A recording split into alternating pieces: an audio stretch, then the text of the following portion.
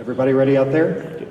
All right, good afternoon, ladies and gentlemen, and welcome to the 2025 NCAA Division II Men's Basketball Elite Eight pre-tournament press conferences. I'm Zane Clodfelter, and I will be your moderator for all of the press conferences this week.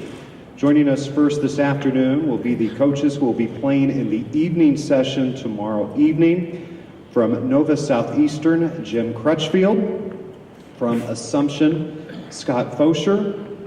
From Washburn, Brett Ballard, and from Lenior-Rhyne, Brent Owen. We will now have our coaches give an opening statement, and then after the opening statements, we'll open the floor for questions from the media. Jim, you can go first. Okay. First of all, again, thank you to the City of Evansville for hosting, like you always have the last 3 or 4 years, and I understand this is the last year moving on, so great appreciation for the hospitality you've extended here. I'm sure like everybody else, we're really happy to be here. It's an honor, and we're excited. The guys are excited and looking forward to the competition this week. Yeah, I just want to echo that statement. We are grateful for this opportunity to be able to compete on this stage, compete against other, very high-quality elite teams. Proud of our progress as a team this year. Obviously had a good run where we were a bubble team, but in the NCAA tournament, had a pretty good run in the East region, and are now, excited for this next opportunity. Yeah, say thanks to Evansville, NCAA, everybody that puts on this event. I think it's been first class so far, and we appreciate the work that goes into this. Thanks to everybody at Washburn who supported this team. We're really excited to be here, proud of what our guys have accomplished so far. Some high-level coaches and players once you get here. So it'll be a very, very challenging tournament, but proud of what our guys have done so far, and once again, appreciate everything and everybody and everything that goes into this.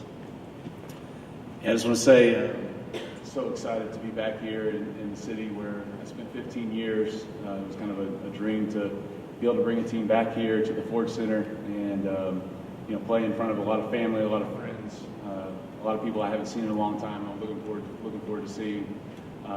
So thankful for this opportunity, grateful, thankful for our administration who has gone above and beyond to support us at a high level throughout this tournament run.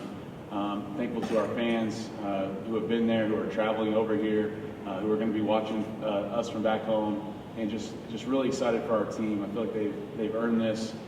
Really, hard to accomplish this in a first season together. Just so proud of how they bought into what we're trying to accomplish, and they bought into something greater than themselves. And I think that's what's got us here. And looking forward to seeing how that plays out against these elite teams here in Evansville. All right, thank you, coaches. And now we'll open the floor for questions. And if you have a question, if you could, please identify yourself and your media organization. Yes. Brent, I got a few for you. So obviously getting to come back to where you started your playing career in college, and could you have imagined when you were coaching Tell City that you'd be back here leading a Division II team to the Elite Eight? Maybe not the Tell City days. Maybe were a little bit difficult to imagine this, but as soon as we got back to Southern Indiana, I certainly envisioned that this could happen. And as soon as I got my first opportunity as a head coach at the Division II level at Eastern New Mexico, I just said, man, like if we could just make it to Evansville, and have that experience, it would be incredible. And so again, just thankful. I just feel really blessed for this opportunity. So many things have to go right. We all have really good teams, but so many things have to go right throughout a season, for your team to be able to accomplish what we've already accomplished, and just very grateful, very thankful. And then also, so getting to this point, getting to a Final Four as an assistant coach with USI, what did you learn in that experience that you're taking as a head coach this time? Yeah, I learned that it's, this time of year, if your team really is bought into each other, that's when you have the best chance to win tournaments like this. It's when you have a group of guys who are really connected. That 2019 group was so connected. We had 5 high school teammates on that team. We had 3 from Wright High School. We had 2 from North Central of Indianapolis, and those guys loved each other. And since then, since kind of feeling that, we've tried to be really intentional about getting our guys to spend a lot of time together off the court, buy into each other off the court. I think that's a huge piece, especially today in the transfer portal era. When you've got so many new guys coming in and out at all times, trying to be intentional about getting these guys to know each other and respect each other and like each other off the court. And about a month ago, middle of February, those are the dog days, and you can kind of gauge your team. And we had a post-game meal after a win at home, and the guys are in there and they're laughing, they're yelling at each other across the room, making jokes, and just enjoying each other. And it was at that point I said, man, I think we've got a chance. But the 2019 team, I think, really showed me just that connection is so important to get your teams to this point. Other questions? Yes. Scott, how does it feel? It's exciting times for us, and we're grateful and excited for this opportunity. Coach Ballard, just a big strength of your team is always how deep it is, goes past your starting five. Just talk a little bit about what they bring. Yeah, we've been fortunate. We've returned a lot of players and added a couple with the transfer and a couple of freshmen that are playing. And so it's given us an opportunity to have some depth. We feel like we bring some guys off the bench that we probably started a lot of schools, maybe not necessarily this tournament, but a lot of schools at other places. So with our style, we try to get after it defensively and play pretty fast offensively too. And it's allowed us to play at that pace, but also bring guys off the bench and really not have too much of a drop or any drop in our level. And Coach talked about being connected. I think these guys are connected. They're unselfish, and when those guys come off the bench, there's a level of trust there that those guys are going to come in and perform at a high level. And obviously, this is drivable from Kansas. How much have you heard from the Washburn fan base about making the trip out here for this? Yeah, I feel like we'll have a good crowd. We had incredible crowds at the regional, and it was sold out, and that environment was special. And I know it won't be quite like that this weekend, or this week, but I do think we will have a good amount of people coming out to support. It seems like the city of Topeka and that area in general has really embraced this team. We have a lot of families that have been able to attend the game, so I know I have a really strong family group with our players. But the other fans and boosters, I do think we're going to have a good crowd. I'm excited to see them here. And just when it kind of hit you that you were really here and you're about to go fight first time in the Final Four, what emotions were you feeling when you finally got here and it became real? Yeah, it's exciting and it's special. I think any of these guys can attest just to get to start with 300 teams and be down to one of the final 8. It means you had an elite year, and so it's a great feeling. I think it won't completely set in until you tip that ball off for us tomorrow night. But the banquet last night was first class. It was great to be in the arena last night and get a feel for it. We'll practice later on today. It's starting to get a little more real, but until that ball actually goes up, I don't think you completely absorb it. But certainly just trying to enjoy the experience while also getting our work in and staying focused. Yes. Brett, you've been on stages similar to this before, obviously Final Four, Division I as a player, then won a national championship as an assistant in LA as well. What have you tried to instill with your guys about being ready for the magnitude of the event? Yeah, I think it's we talk to our guys about enjoying the journey as much as we possibly can throughout the season.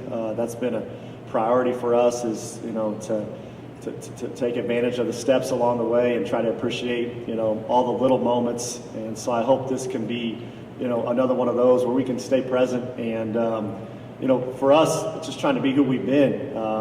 Continue to approach things in the same manner, hold each other to the same standard, and again, we know the ramifications, but just trying to treat this as much as we can. You try to prepare at a high level throughout the season so that we can treat this as much like any other game or games as we possibly can. And we'll see. I think our guys, we have a veteran group. I think our guys will be in the moment. I think they'll get after it to compete. But when those lights come on, how can you handle some adversity? How can you handle playing this level of competition?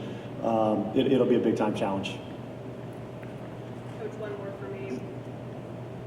We'll go to him first. Coach Crutchfield, this is your 10th trip to the Elite Eight in your time as a coach, 5th with Nova Southeastern. What do you take away from this experience? Well, first of all, that number kind of stuns me a little bit because, like we've all said, it's hard to get here. You have to win a regional championship. One game goes wrong, you have a bad day, you don't get here. One thing that never changes is exciting. It doesn't. This is something that would never get old. Being here and playing for a national championship with 7 other teams. I don't know that I've taken anything away from the other 7. I really don't. I wish I could have some great answer to say, well, I learned something that's going to help us win the game against Assumption, but I'm not sure I have. We got some players that have been in big games and big moments, and maybe it'll help them. But when you get here, you're going to be in really good games against really good competition. You play as hard as you can, and like everybody said, you try to enjoy it. If possible, you try to enjoy the moment. Yes. We've just talked a little bit about the transfer portal. You have your key guy coming in, Jacob Hanna. Just how much has he impacted your team this year, and how beneficial is something like that? Yeah, I mean, he was a top target for us in the portal. We were excited to get him, and he's gone above and beyond anything that we expected. He just, I think sometimes there's an acclimation period for these guys, like Coach was talking about. It takes them a little bit to adjust to your verbiage, your style, your culture, and Jacob adjusted as quickly as any guy I've ever been around at any time, any transfer at any level. I think part of that was he's a special player and a special talent, but a lot of it is just his mindset to come in and be a sponge, want to learn, want to buy in, have 2 feet in a circle right away, and whatever we told him to do, he just tried to do that to the best of his ability. And so with that, he accelerated pretty quickly. The talent was there. He fit with what we needed from a piece standpoint. We needed what he provided on both ends of the court. I thought our guys did a good job of embracing him, and he's been a great fit for us, and obviously a high-level player. Yes. Brent, obviously, it's taken a lot of work to get here. You can't do it yourself. Talk about your assistant coaches and the amount of help that they've given you throughout the year and then leading up to this. Yeah, as I always say, it takes a village to win a championship. I certainly think it starts, the most important decision any head coach makes, in my opinion, is who you're going to put on your staff as assistant coaches, and I think we've got 2 of the best. Tyrone Grady is just outstanding. He's a hard worker. He holds guys accountable every single day.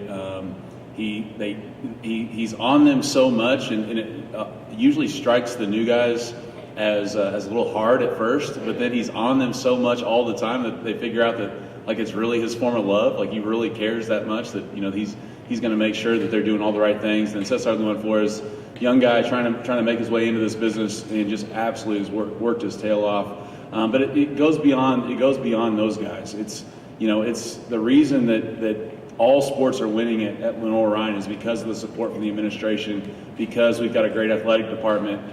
Staff, like the entire athletic staff is bought into doing everything at an elite level. And that's what got me excited about this job, was just, we kind of had that at Southern Indiana. All sports were winning was because everything operated at a really high level in all areas. And we had that at Lenior-Rhyne as well. And that's a huge part of why we've been able to be successful right away.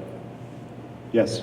And Brent, when you talk about the history of Evansville in Division II basketball, especially with this maybe being the last year that this event is here. I mean, you have those national championship trophies right behind you. Can you talk about, what this city in D2 basketball, how that history kind of mixes? Yeah, absolutely. Obviously, Evansville's just been kind of a basketball mecca, especially for this level.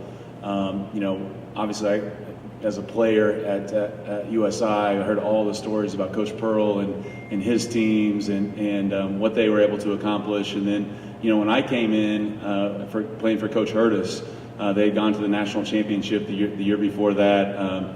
And yeah, this city has just embraced. Obviously, University of Evansville. They have a bunch of banners hanging out there from this tournament in the college division. I think it was at that point. But yeah, it's just been a special place. This is a basketball community, and I know some things in the area haven't been going great, and hopefully having a tournament like this will bring some excitement back to this city, and put basketball on the map in Evansville, and just again couldn't be more grateful to be here. Yes. Coach, talk about the impact that Dallas Graziani makes for the team on both ends of the floor. He was a starting point guard in the national championship team 2 years ago, and now he's a starting point guard again here. Just talk about what he brings to the start. And he's a bit of an extension of me on the court. Every coach kind of likes to have that guy. It doesn't have to be a point guard, but Dallas has kind of been a little bit of an extension of myself as a coach on the floor. He brings a level of intensity. He's kind of got that reputation of being someone who knows how to win, very competitive, as they say. He's a good player, and he enjoys playing with the guys around him right now. That's obviously the key. and they like playing with him. Yeah, he kind of proved that, I think, a couple years ago. He was on this stage and played extremely well, and I'm really hoping we get the same thing from him this week. Any other questions? All right, thank you, coaches. Thank you, guys.